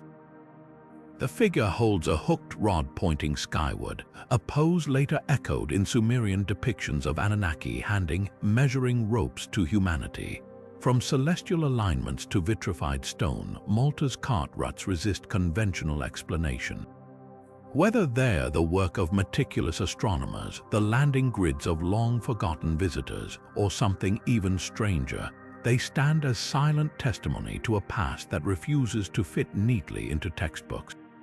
As the Mediterranean sun casts long shadows down these ancient channels, one thing becomes clear: sometimes the most enduring mysteries aren't hidden underground, but etched plainly in stone, waiting for us to read between the lines. From the chariots of fire in ancient Mesopotamia to the humming sky canoes of the Amazon, these 30 accounts of sky gods and their celestial vehicles paint a mesmerizing pattern across human history. Cultures separated by oceans and millennia, each with no possible contact, described eerily similar phenomena.